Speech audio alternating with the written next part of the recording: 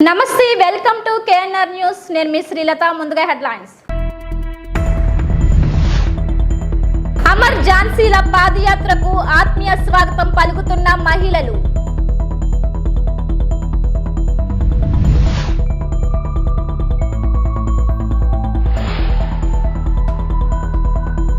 రంజాన్ శుభాకాంక్షలు తెలియజేసిన Mylavaram YCP MLA అభ్యర్థి సర్నాల తిరుపతిరావు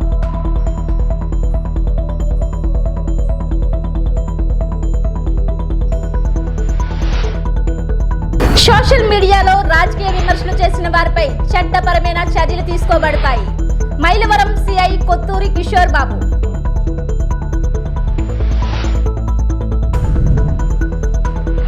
పెందుర్తి మండలం చినముషుడివాడ గ్రామంలో ఉన్న మసీదులో మసీదు అధ్యక్షులు షేక్ బృహాన్, మసీదు ముఖ్య సలహాదారుడు షేక్ బాబురావు ఆధ్వర్యంలో రంజాన్ పర్వదిన వేడుకలు ముస్లిం సోదరులు అత్యంత ఘనంగా నిర్వహించారు. ముందుగా ముస్లిం సోదరులు కుటుంబ సమేతంగా నూతన వస్త్రాలు ధరించి మసీదుకు చేరుకున్నారు.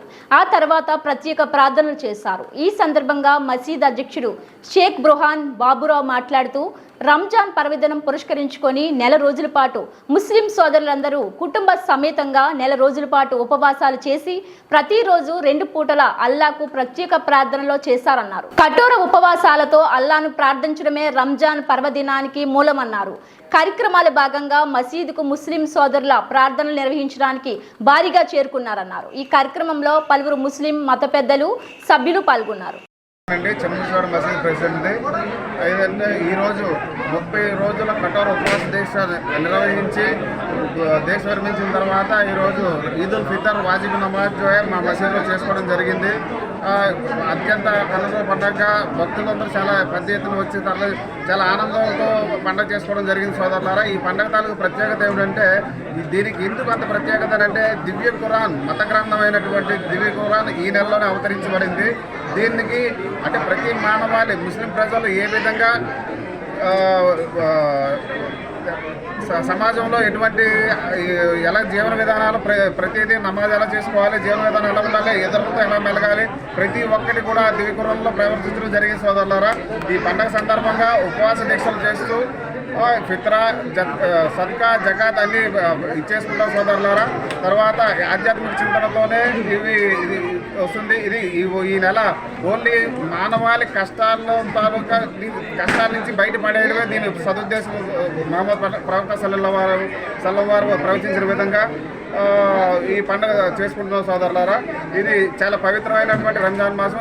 ఈ రంజాన్లో మనం ఎంతైతే మనం నమాజులు సద్కాలు చేసుకున్నట్లయితే అది 70 రెట్లు అధిక పుణ్యాలు కలుగజేస్తుందని తెలియజేస్తున్న సోదరులారా. ప్రపంచం ముస్లిం రానున్న ఎన్నికల్లో వైసీపీ పార్టీ నుండి గాజువాక నియోజకవర్గ ఎమ్మెల్యే అభ్యర్థిగా గుడివాడ అమర్నాథ్, విశాఖ ఎంపీగా బొత్స ఝాన్సీలను అఖండ మెజారిటీతో గెలిపించాలని జీవీఎంసీ 73వ ward corporator, GVMC standing committee సభ్యురాలు భూపతిరాజు సుజాత, రాష్ట్ర కార్యదర్శి భూపతిరాజు శ్రీనివాసరాజు ఆధ్వర్యంలో భారీ ర్యాలీ నిర్వహించారు. ఈ ర్యాలీలో అమర్నాథ్, ఝాన్సీలు పాల్గొని గడిచిన ఈ 5 ఏళ్లలో రాష్ట్ర ప్రజల సంక్షేమం కోసం అమలు చేసిన పథకాలు, నియోజకవర్గంలో చేసిన అభివృద్ధి పనులను చూసి మళ్లీ రాష్ట్రంలో జగన్మోహన్ రెడ్డిని సీఎంగా గెలిపించాలని, అలాగే నియోజకవర్గం నుండి తనను ఎమ్మెల్యేగాను, విశాఖ ఎంపీగా బొత్స ఝాన్సీని అత్యధిక మెజారిటీతో గెలిపించాలని వార్డు ప్రజలతో పాటు నియోజకవర్గ ప్రజలను కోరారు.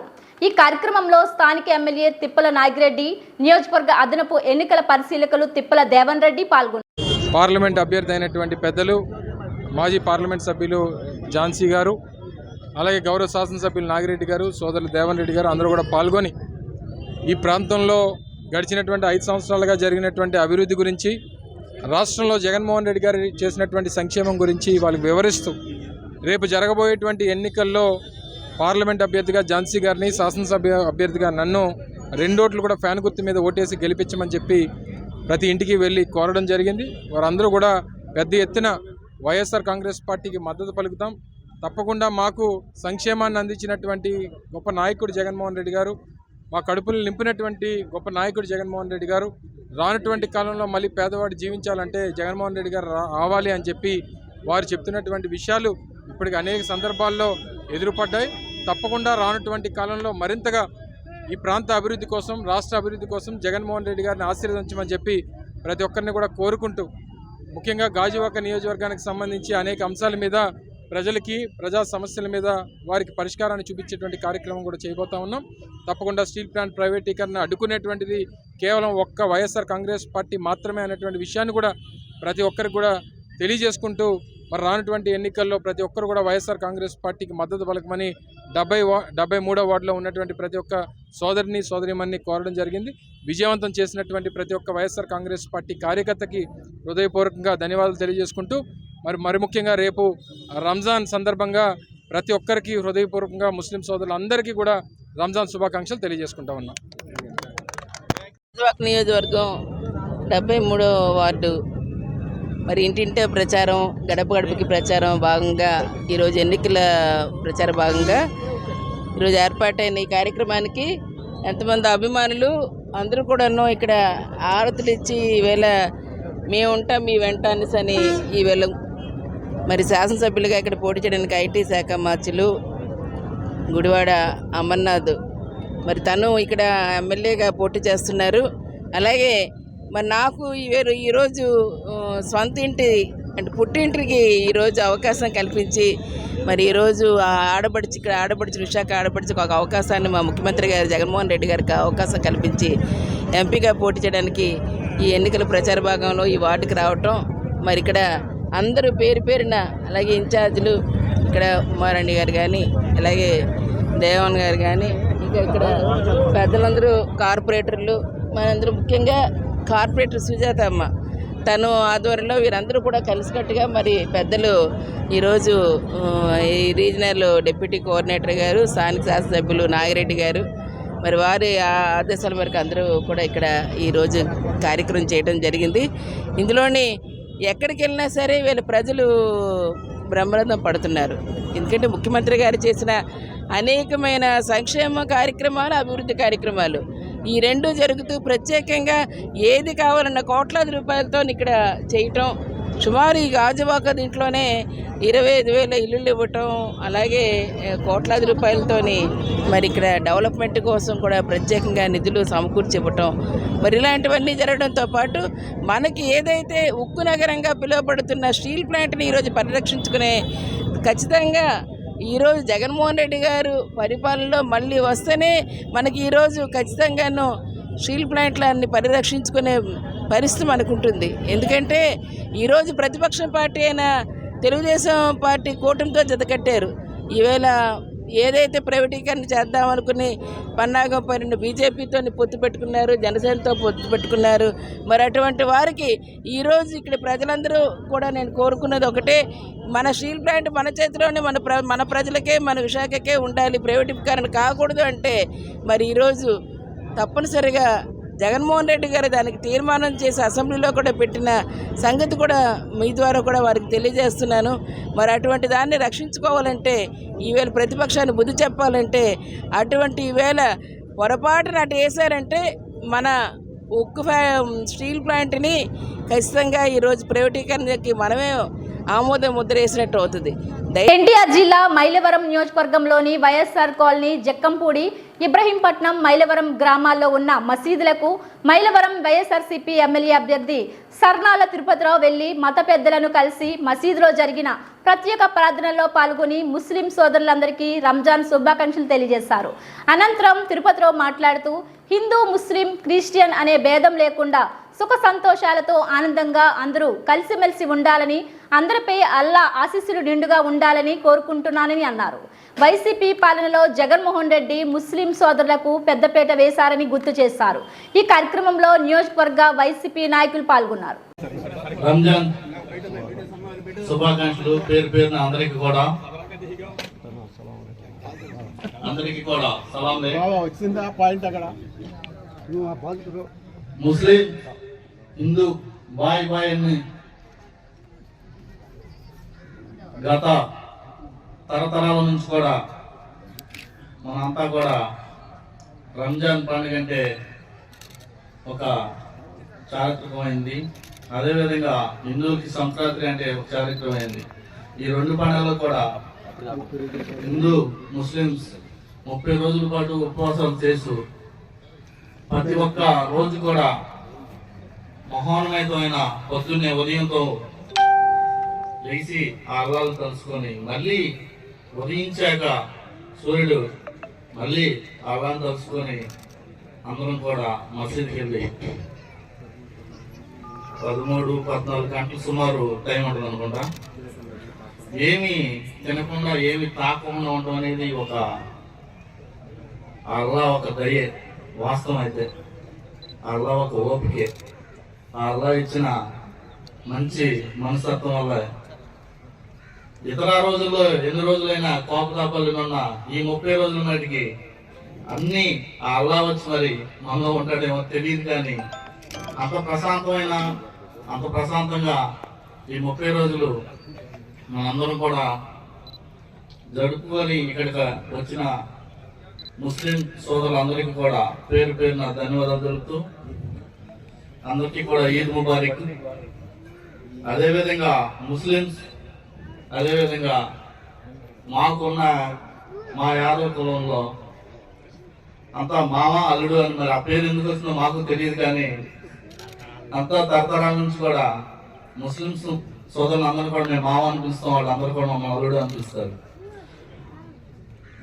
మరి ఎప్పుడు పుట్టిందో అయితే నాకు అంత పూర్తిగా అయితే తెలియదు. కానీ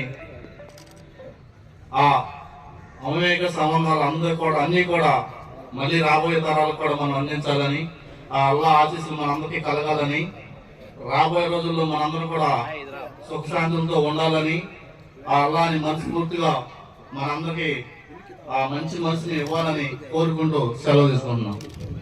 ఎన్టీఆర్ జిల్లా మైలవరం సర్కిల్ ఇన్స్పెక్టర్ వారి కార్యాలయంలో జరిగిన మీడియా సమావేశంలో సిఐ కొత్తూరు కిషోర్ బాబు మాట్లాడుతూ 2024 ఎన్నికల నేపథ్యంలో ఎన్నికల కమిషన్ ఆదేశాల మేరకు సోషల్ మీడియా గ్రూపులలో రాజకీయ విమర్శలు చేయరాదని, ప్రత్యర్థులను రెచ్చగొట్టే విధంగా పోస్టులు పెట్టరాదని, అలాంటి పోస్టులు పెట్టిన వారిపై గ్రూప్ అడ్మిన్పై చట్టపరమైన చర్యలు తీసుకొనబడతాయని తెలియజేశారు. భావస్వేచ్ఛని మంచి పనులకు మాత్రమే ఉపయోగించాలని కోరారు. అందరికీ నమస్కారం.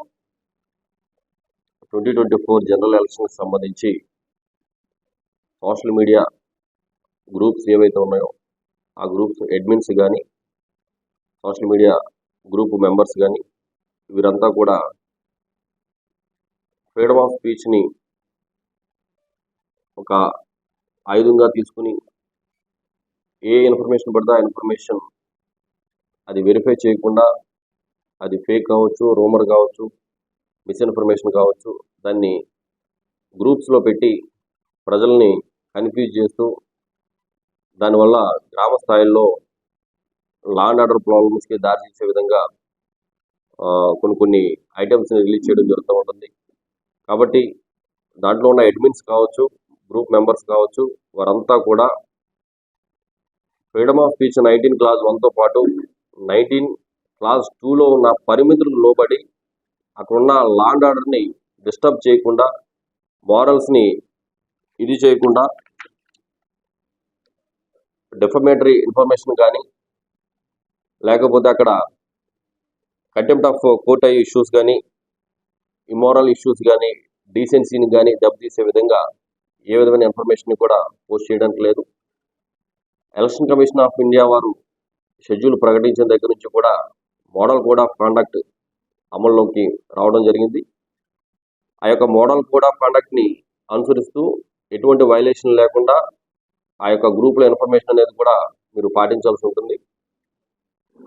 66D ఇన్ఫర్మేషన్ టెక్నాలజీ యాక్ట్ ప్రకారం, అలాగే 153, 153A IPC ప్రకారం, రిప్రజెంటేషన్ ఆఫ్ పీపుల్స్ యాక్ట్ ప్రకారం ఈ యొక్క చట్ట పరిధిలో లోబడి మీరు ఆ యొక్క ఇన్ఫర్మేషన్ షేర్ చేయాల్సి ఉంటుంది.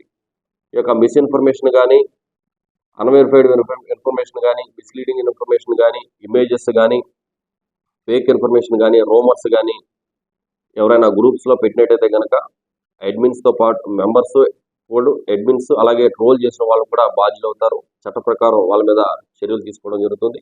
అలాగే ఎవరిని టార్గెట్ చేస్తూ ఆ యొక్క మెసేజ్లు పెట్టారో ఆ వ్యక్తి యొక్క ఆ వ్యక్తి తరపు నుంచి కూడా డెఫమేషన్కి సూట్ కూడా వేసుకోవడానికి కూడా వారికి హక్కు ఉంటుంది. కాబట్టి ఆ విధంగా కూడా ఇబ్బందులు పడే పరిస్థితి ఉంటుంది. కాబట్టి ప్రతిదీ కూడా చెక్ చేసుకుని ఇన్ఫర్మేషన్ కరెక్ట్ అయితేనే అది మీరు పెట్టవలసి ఉంటుంది. అది కూడా MCC గైడ్ లైన్స్ని పాటిస్తూ ఎటువంటి వైలేషన్ జరగకుండా ఉండే విధంగా మాత్రమే ఆ యొక్క మెసేజ్ని మీరు ఫార్వర్డ్ చేయాల్సి ఉంటుంది. అది అందరూ కూడా గమనించండి. ఇవి బులెటిన్ అప్డేట్స్. మరిన్ని వార్తా విశేషాలతో మళ్ళీ కలుద్దాం. అంతవరకు సెలవు. నమస్కారం.